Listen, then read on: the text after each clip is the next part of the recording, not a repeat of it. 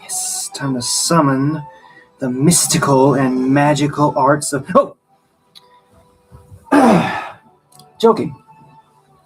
Of course, I want to say hello and, of course, good evening and welcome everybody to another riveting episode of Figure Friday. Hello, brother. How are you doing, my man? How are you? Oh, thank you so much for the likes, man. Already starting off strong. But again, I want to say welcome back. I want to say hello and good evening, everybody. It is that time of the week where we spend some quality time together. We are basically going to be nerding out about all things figure, Funko, merchandise, memorabilia related of all kinds, shapes, colors, and sizes. And of course, I will be distributing it to all.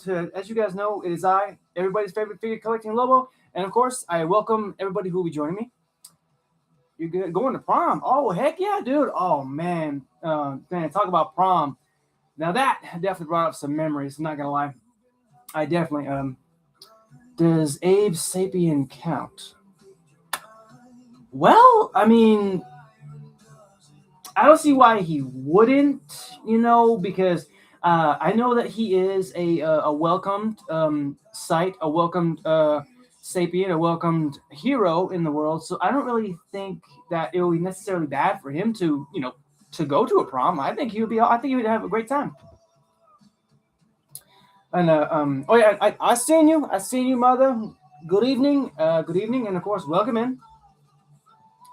Some comments in the live were filtered to protect the community's experience. Dude, I don't know what was said or who said it, but I mean, be better, do better. Come on, okay, come on. But before we get into the nitty gritty of the evening, and of course, before we introduce tonight's guests, do me a favor. If you haven't already, please do me a favor and go grab yourself something to eat, something to drink, or if you just want to grab a snack, that's always a good thing as well. And of course, don't worry about me. I have my food. Pardon me. And of course, my dinner, and of course, not too long ago, and it was delicious. I'm not gonna lie. You said yay, and it got filtered. What? That doesn't make any sense, dude. TikTok is tripping. Oh my goodness, it is filtering stuff that doesn't need to be filtered. I don't understand that. Seriously. Hello and good evening, Lady Samira. Welcome. What up, Nug? What up? How you doing? How are you doing, Miss CC? Welcome in. And of course, don't worry about me. Like I said, I have my dinner and I got me a drink right here. It's a good old cherry vanilla Dr. Pepper mixture all together from Sonic, and it is glorious. If you haven't tried it, I highly recommend it because it's delicious. Oh, goodness gracious. Oh yes, indeed, yum, yes indeed. And if you guys can hear the music in the background, let me know if it's too loud or if it's not loud enough, or because I don't want it to block anything out. I'm simply using it for aesthetic purposes, just to break the silence in the room, because I don't really like sitting alone. Like sitting alone in silent rooms, it just makes you monotonous. Honestly, that's just me. Just up at 3 a.m. What are you doing up at 3 a.m., ma'am? It is late. You need to get some sleep. Oh, good gracious.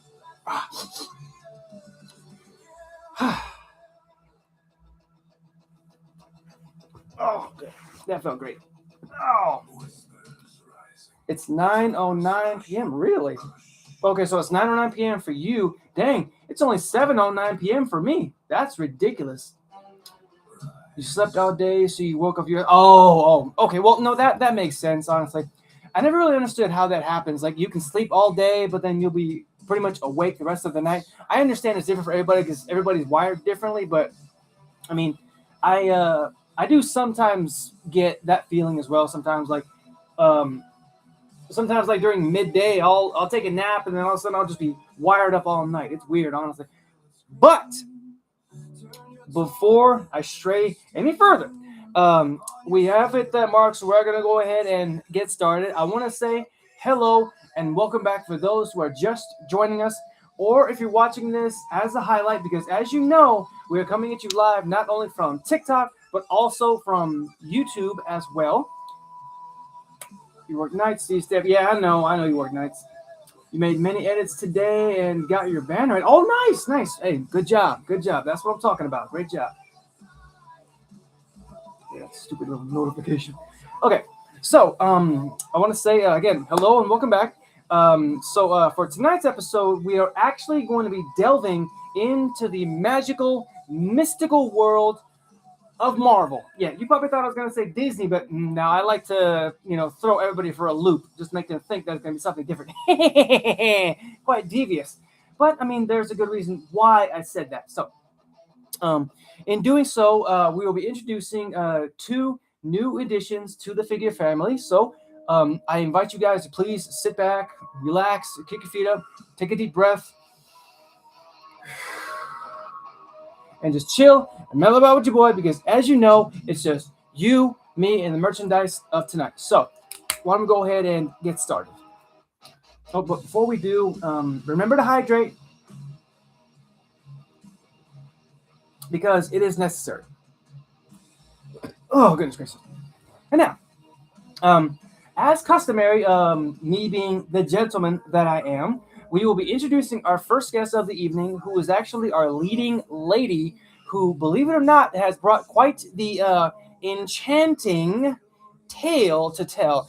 Even if she is somewhat of a villain, but I mean, she has her moments, she had her good moments, but I mean, unfortunately, she did kind of veer off more to the villain side, but that's only because she tried to steal a certain god of thunder from his wonderful lady, or his wonderful wife. My apologies, folks.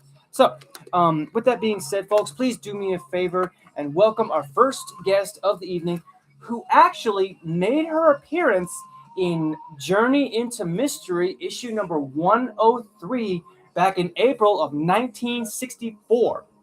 So please, ladies and gents, give a big Wolfpack welcome to Lady Amora, aka the Enchantress. Of course, not to be confused with her DC counterpart. No, that's a whole different tale, completely different set of powers, So, I mean, this is definitely a different story we will be telling. Now, let me just get her out of her plastic imprisonment here. Steady.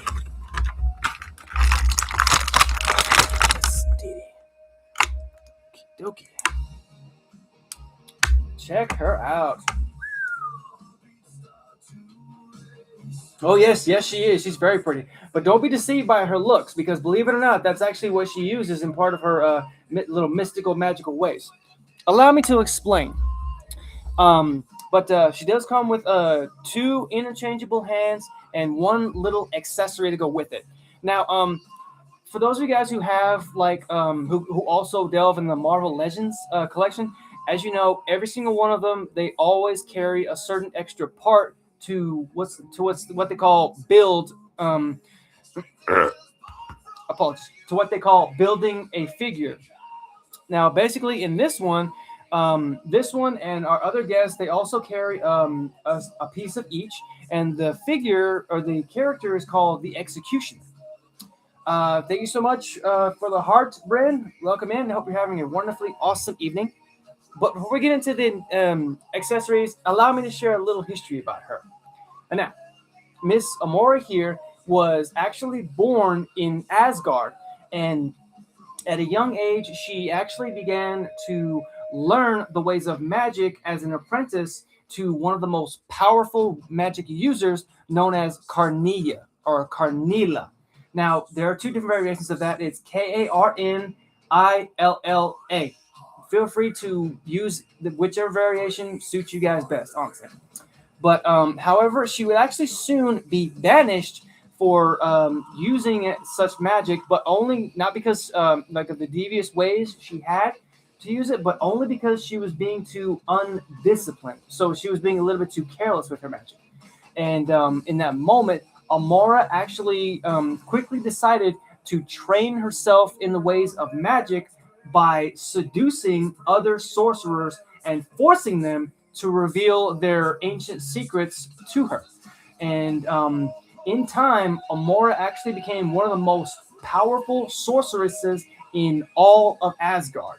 And believe it or not, she was actually very adept in the use of manipulation and charm, which were two of the key, I'm sorry, which were two of the main ingredients that she would use to get her way based off the magical abilities that she had taught herself, but also what she had learned from the other sorceress, Carnia.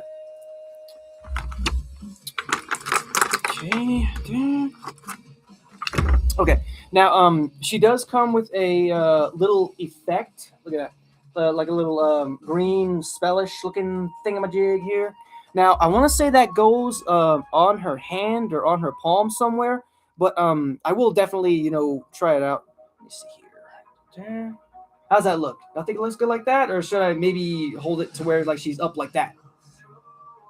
Because it's really just, it's hanging on her hand right there. So I figure it looks good like that. I mean, personally, I think it looks good, but I'm open to suggestions if you guys think it would look better in a certain different kind of pose. Honestly, okay. And again, like I say, she does come with two interchangeable hands, and they're both the fisticuffs. So I'm just kidding. But I also found out a couple of interesting fun facts about Lady Amora here. For example, did you guys know that the name Amora, just like that, looks really good? Much appreciated. Thank you. But like I said, the name Amora is actually a name of a Spanish origin meaning love. Now, the only reason I find that to be interesting is because it kind of coalesces with her abilities because she specializes in mind control, deception, and illusion, as well as charm in order to get her way. So you can kind of see where the name Amora kind of coalesces with her character. Um, Oh yeah, and I also found out that believe it or not, her magic or her magical prowess and ability is actually on par with the god of mischief, Loki. Yeah, I mean, do I think that she could maybe beat him in a one-on-one? That's a bit of a toss-up. I mean, I feel like she could hold her own against Loki. I feel like maybe she would definitely hold her own, but I do still feel like Loki would win the battle, honestly. But again, that's just me. I mean, everybody's open to their own opinions, and I honestly, you know, don't judge. Um, oh, dang, that's a good itch. Whew. Oh yeah, and probably the most interesting fact that I did find out is that the Enchantress, she was actually one of the characters that was featured in what was known as Series A of the Marvel value stamps that were issued in the 1970s. And in order to sort of kind of further that progress, just the kind of scratch my brain a little bit more, it is true. I mean, I did find an image of her, and it was her face. It matched up just right. Especially, I mean, yeah, it was her comic book face, but still, it matched up to her just right. So it made a lot more sense, which is really cool. And I mean, for those of you guys who are stamp collectors, or if you decide to get into stamp collecting, I highly recommend to add Lady Amora here to your collection because it looks great. Ah, goodness gracious.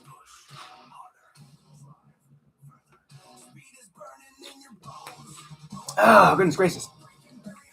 Oh, goodness gracious. Hmm.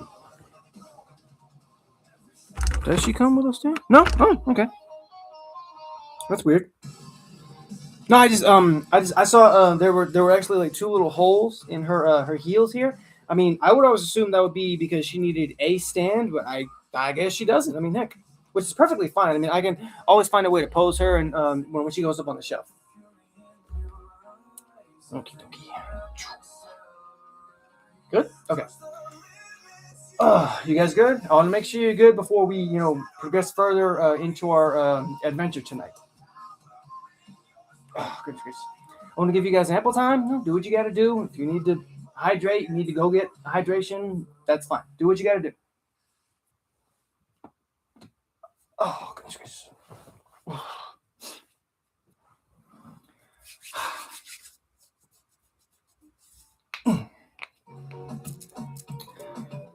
Oh, good. A commercial for the Baja Citrus. I mean, honestly. You're going to sleep to this? Really? That would probably honestly be a first. I've never actually, like, had somebody fall asleep to my voice. Or is it my voice? I've never actually had that happen to me. That's weird. Who knows? What this is.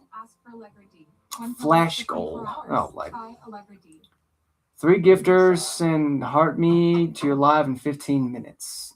I mean, y'all can if you want to. I mean, like I said, I got this goal right here. 3 gifters send hearts me in 15 minutes. Y'all don't have to. I mean, honestly, I don't want to give anybody any like obligation or feel like you have to do so. It's just, a flash goal. Completely up to you guys. Okay.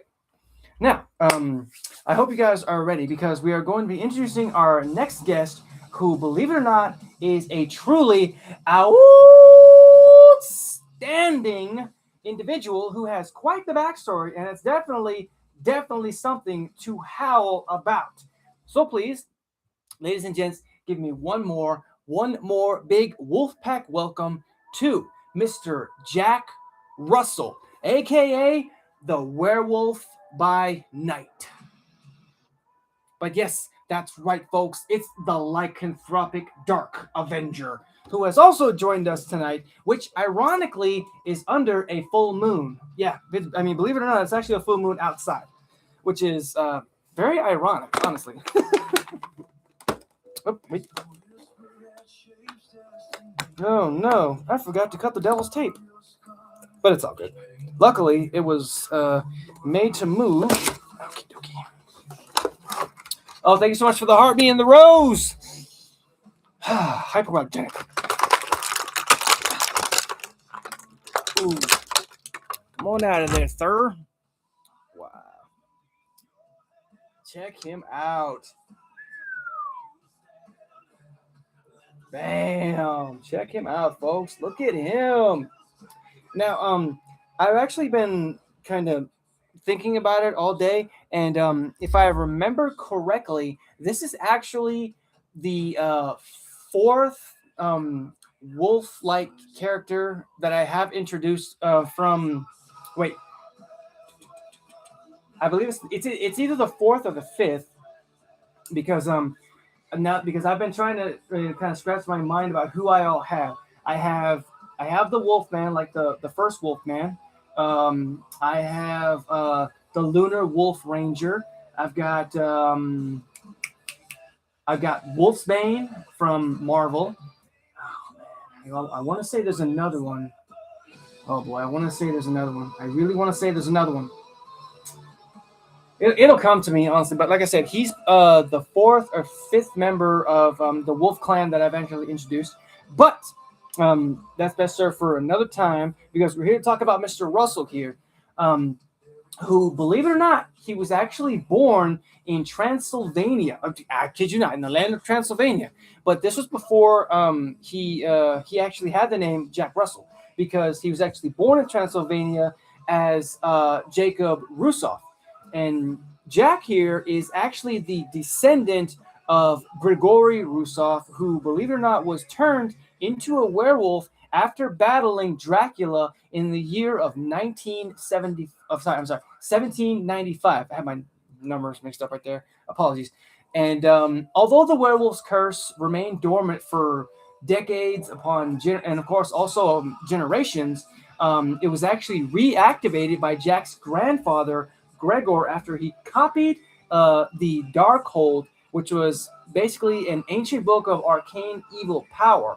And if you guys watch what's it called, Doctor Strange, Multiverse of Madness, then you will get a great look at what's known at the Darkhold. It's honestly pretty interesting book to look at. I'm not gonna lie. Now, when I say it's maybe on par with like something like the Necronomicon, no, because completely different universes, completely different magic.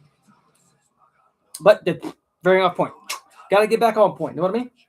So, under a full moon that actually cursed turned Gregor, his son Gregory, and their adult descendant into feral werewolves with animalistic appearances and supernatural abilities such as enhanced strength, lightning fast agility, and a considerable healing factor. And they also inherited the traditional lycanthropic weakness to silver, which, I mean, that's pretty much standard, if you're going to deal with lycanthropy. And Gregory actually went on to have two children, Jack and Lissa, with his wife Laura. But before he was actually killed during one of his werewolf transformations, unfortunately, yes, that happened. And Laura actually moved with the kids to the United States, where she married her late husband's brother, Philip Russell. And upon learning about the family's curse and economics obsessed criminal organization known as the Committee, they actually tried to blackmail Phillips shortly before Jack's first transformation into a werewolf. And after he actually refused, the committee fatally wounded Laura, who told Jack about the family's curse with her dying breath. And in a fit of grief and just unbridled lupine rage, Jack transformed into the werewolf once again to avenge his mother's death. Now, in doing so, he finally understood that, yes, this is a curse, but it's also a huge responsibility because he chose to take on somewhat of a heroic role. Because, yeah, he is a werewolf, he is frightening, he is powerful, but he actually knows how to control this particular werewolf transformation, which is pretty much unheard of when you think about all the history when it comes down to werewolves and lycanthropy. So, in a way, that's what makes him unique. Okay, now, he didn't really come with any interchangeable hands or accessories, which is honestly that's fine with me. I feel like he looks better like that. Looks more feral and more, worthy of it. But I did find out a couple of interesting facts about Mr. Russell here. For example, um, much like the Enchantress, the werewolf was actually featured as a Marvel value stamp in the same series that Amora was in. He was number 7. And probably the most interesting fact that I did find out is that if it not for Werewolf by Night, we wouldn't really have a lot of other heroes. For example, if Werewolf by Night actually introduced both Moon Knight and Elsa Bloodstone. Now, the only reason that happened is because both of the characters made their debuts in the Werewolf by Night comic book series, which is very interesting because that's one of the main reasons why both Moon Knight and Elsa Bloodstone are so well known, or I mean, not talked about enough. So again, it's a good thing, but it's also a bad thing. So, oh, I'm sorry. It's sometimes it's a good thing, but also a very good thing. You know what I mean? I'm sorry. Words got jumbled. Apologies. Whew.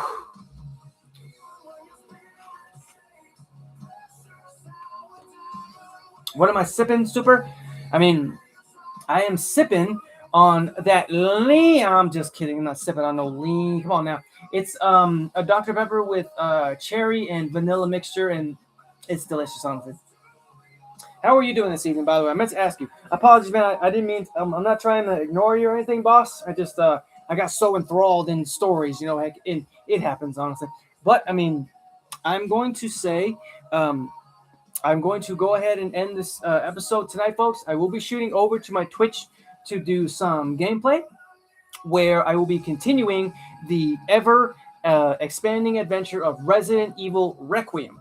And it's getting a whole lot more interesting. So I invite you guys, please come over and, come yap with me some more. Come watch the gameplay. Come watch me kick some Resident Evil. And I'm not going to finish the sentence because TikTok will probably trip on that.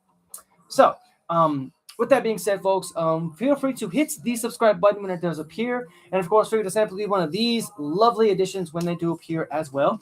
And of course, I look forward to seeing you guys next week for another riveting episode as always. So, until next time, guys, stay safe, stay awesome, stay weird, stay yourselves, be zen as always, be kind to animals, be kind to yourselves, okay? And of course, peace.